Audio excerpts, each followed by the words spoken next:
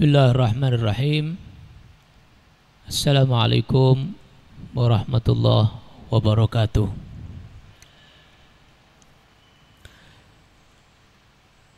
Alhamdulillah rabbil alamin.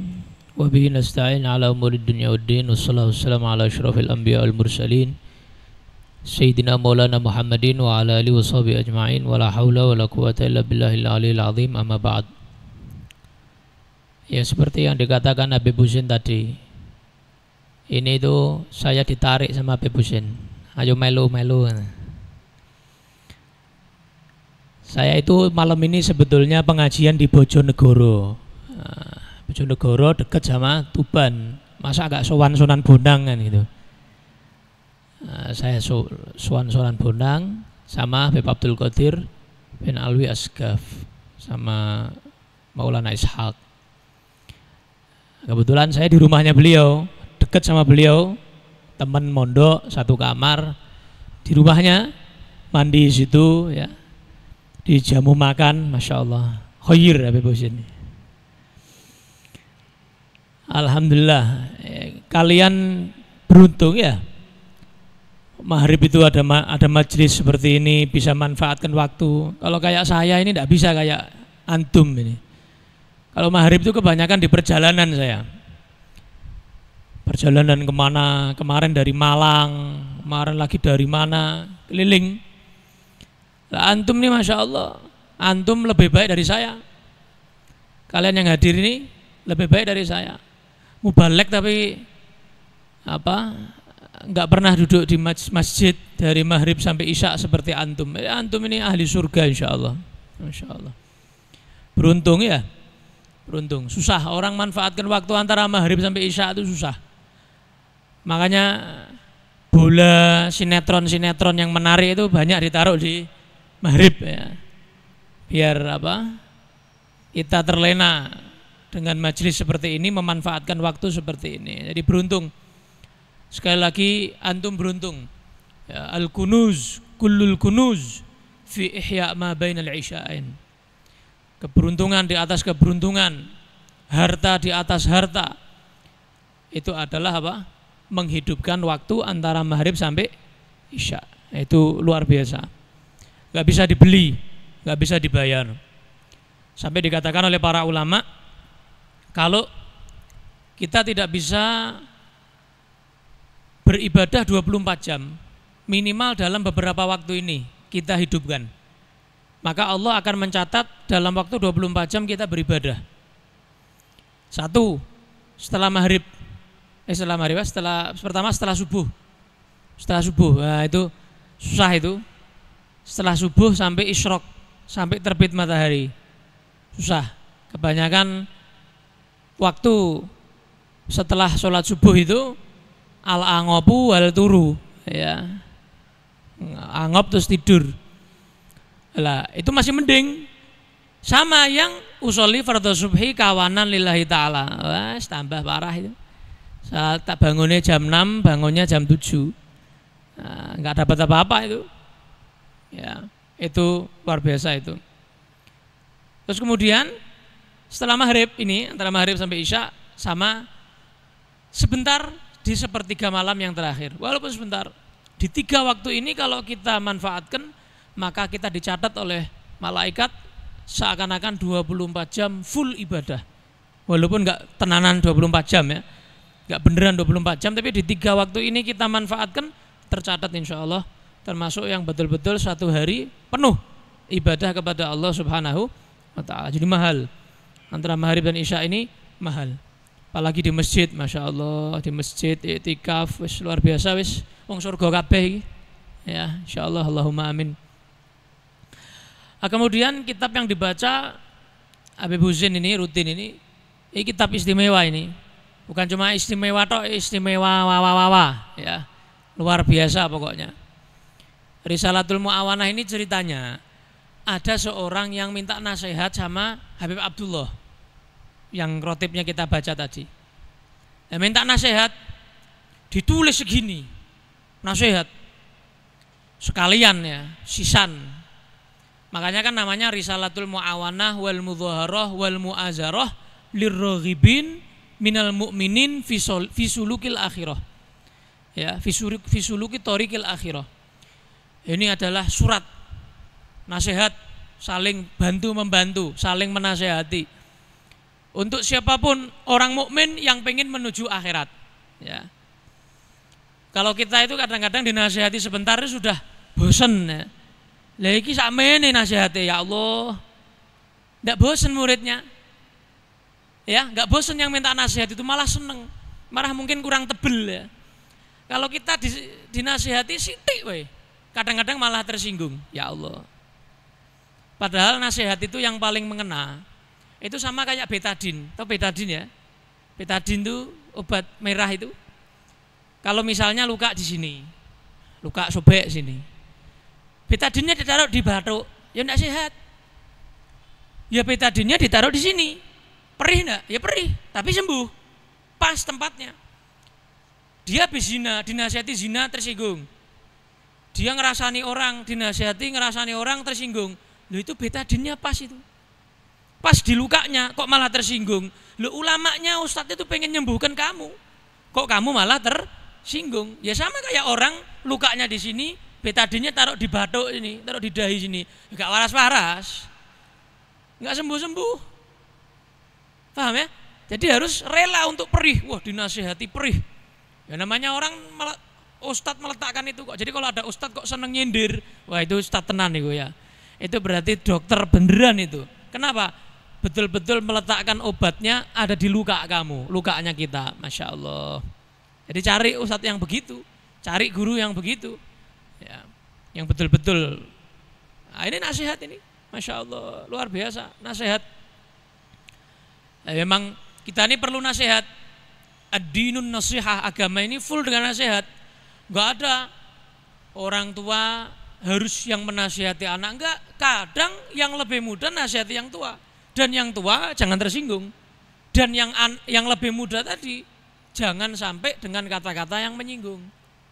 Jadi dengan cara bagaimana caranya yang tua itu dinasihati dapat kena nasihatnya tapi enggak tersinggung. Contoh ya. Dulu tuh pernah Sayyidina Hasan dan Husain, putra Siti Fatimah ya, putra Imam Ali bin Abi Thalib. Itu pernah lihat orang wudunya salah, tua, sepuh, wudunya salah. Maka Hasan Husain ini rembukan.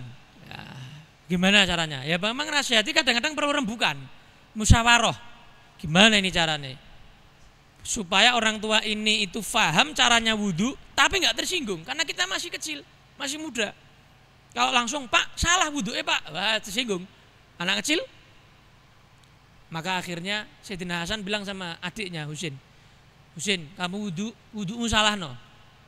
Nanti abang saya akan benerkan cara wudunya kamu. Nanti kan bapak itu nanti kan lihat. Nanti insya Allah paham cara wudu yang bener.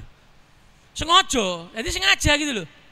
Akhirnya Sayyidina Husain wudu disalah-salah no. Padahal Sayyidina Husain ya yang paling ngerti wudu. Lawang putranya pintunya ilmu, putranya Sayyidina Ali bin Abi Thalib.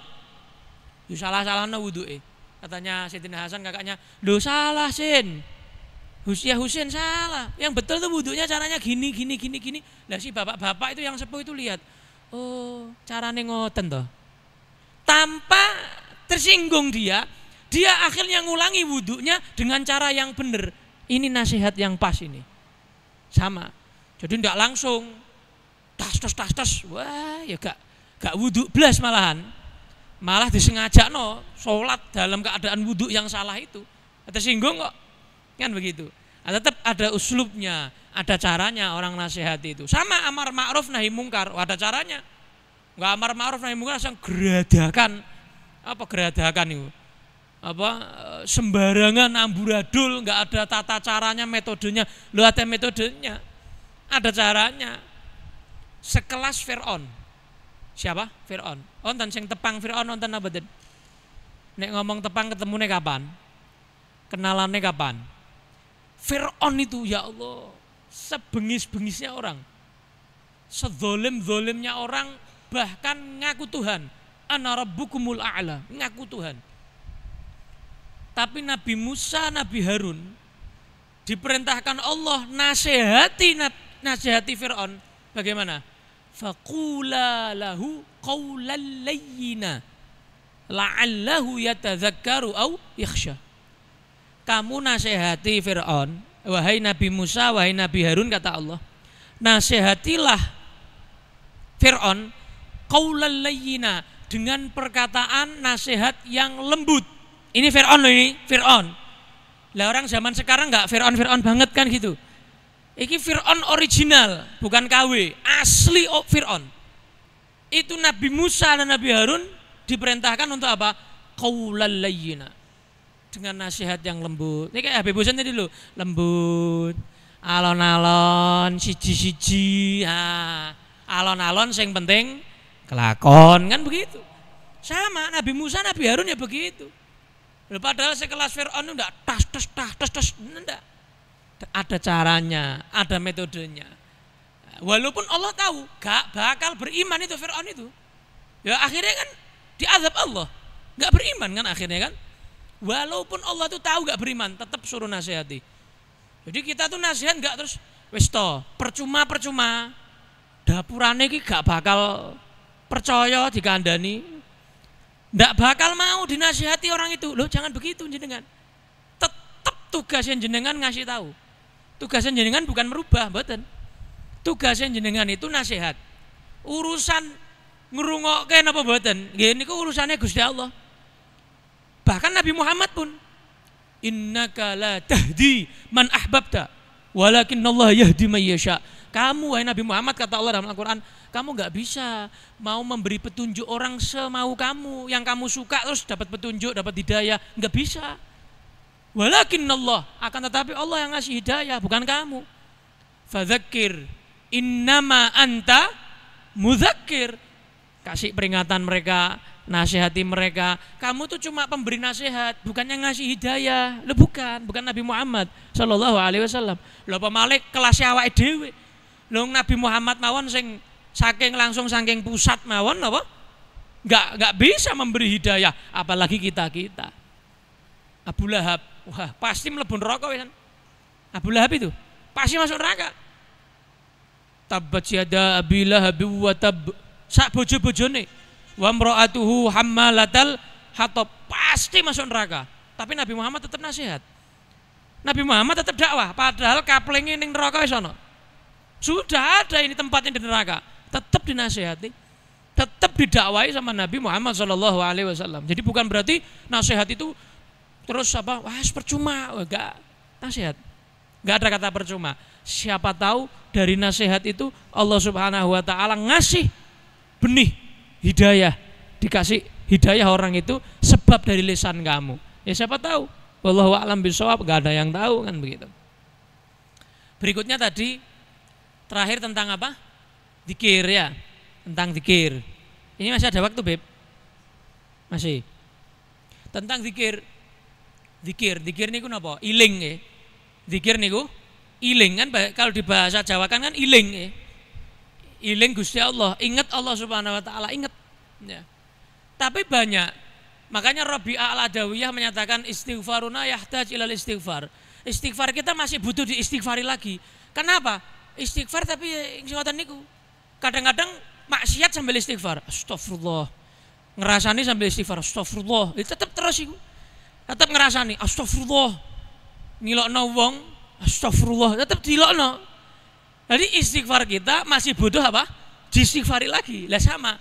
Kadang kita zikir suratan, gambarannya zikir, tapi gak ilang blas. Gak ingat sama sekali. Sholat tapi pikirannya kemana? Ya walaupun orangnya gak datang wong Semarang. Wong Tuban insyaallah mboten nenten sing ngoten niku nggih. Nggih. Wong Semarang kemana aslinya Tuban. Sholat itu kan kita harus fokus. Kita kan menghadap Allah Subhanahu wa taala, fokus, ingat. Harus ingat. Makanya kan Aqimis sholata. Apa kata Allah? Li dzikri. Dirikanlah sholat untuk apa? Li dzikri, untuk ingat kepadaku. Itu Allah yang berfirman itu. Dirikanlah sholat untuk ingat kepadaku. Lah kita ndak. Sholat iki wis penting sholat gitu ya. Bukan memperbaiki kualitas sholat, tapi yang penting sholat. merosot sudah, kualitasnya sudah begitu, sudah merosot. Yang penting sholat, yang penting sholat bib, ya wes ya. Nanti kalau yang penting masuk surga, neng emperane surga, gak dapat istidana, ya yang penting masuk surga, kan begitu. Yang penting sholat, sholat ini bisa berbahaya, bisa. Ada riwayat yang menyatakan nanti di akhirat ada orang yang sholat sampai beruban, satu pun sholatnya nggak ada yang diterima sama Allah. Lu ada sholat tuh, sholat bukan nggak sholat, apa menesek nggak sholat, sholatnya belum tentu diterima oleh Allah Subhanahu wa Ta'ala, kan nggak iling itu, nggak inget, sholatnya nggak buat ingat kepada Allah Subhanahu wa Ta'ala. Sholat itu sedelo, sholat itu paling berapa menit? 5, 10, 15 menit. Saya yakin masjid ini enggak Al-Baqarah, yakin saya. Saya yakin masjid ini kalau sholat enggak baca Yasin, saya yakin. Sebentar, suwenan nyekel HP lu. Pegang HP itu jam-jaman kuat. Khusyuk bahkan.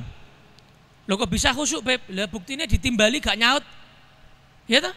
Kadang jenengan manggil orang yang megang HP itu, kadang gak nyaut. Celuk pisan gak nyaut, pindu gak nyaut, ping telu baru gak fokus. Itu namanya orang khusyuk tuh gitu. Lah kita ndak kewalik. Salat HP-ne muni buyar wis, ambiar wis. Sapa sing WA? Wis bingung. Salatnya tuh li dzikril handphone, bukan li dzikrillah. Macam-macam, ingatnya sudah macam-macam. Baca Quran HP-nya nggak di silent, ya gak sido, wurung, nggak jadi baca Quran. Ada yang telepon tutup, kan begitu. Ada yang WA tutup lagi, jawab, buka, tutup lagi, jawab, wurung, nggak jadi. Afdhalu ibadati ummati tilawatul Quran. Paling afdal ibadah umatku membaca Al-Quran. Tapi nyatanya tilawatul HP, bukan tilawatul Quran. Ya fakta itu di Semarang teman, di Tuban insya Allah enggak ya. Di Semarang begitu ya. Terus tadi itu zikir ya. Zikir itu dikasih dosis sama Nabi. Kadang sama wali. Menjenengan dari Syekh Abdul Qadir Jilani ada, dari Imam Abdul Hasan Asy-Syadzili ada, Abu Yazid Al-Bustami ada, dari Syed Ahmad Al-Badawi ada, dari para ulama juga ada dosis-dosis tertentu. Sama kayak dokter. Jenengan misale pusing ke apotek tanya, ini diminum dosisnya berapa? Sehari 3 kali. Karena ada dosisnya. Sama kayak tadi subhanallah 33 kali misalnya. Lah ini jenengan beli samplek wadah itu. Ya guys, ngelune ben cepet waras. Samplek iki diuntal kabeh, diminum semuanya.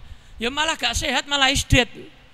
Kan begitu. Kenapa? Gak ngikuti dosis. Lo gak ada dosisnya kok. Sama seperti zikir. Ya, Nabi Muhammad memberikan dosis kepada kita, kita harus ngikuti dosis dari Nabi Muhammad SAW. Loh, saya tuh pengen baca yang banyak, Beb. Ya jangan waktu yang ditentukan sama Nabi. Contoh tadi, subhanallah 33 habis sholat. Kalau waktu lain monggo, mau 1 juta kali monggo. Tapi setelah sholat harus sesuai dosis. Mudah-mudahan bermanfaat. Wallahul a'lam bishawab. Wallahul muwaffiq ila aqwamit thoriq. Wassalamualaikum warahmatullahi wabarakatuh.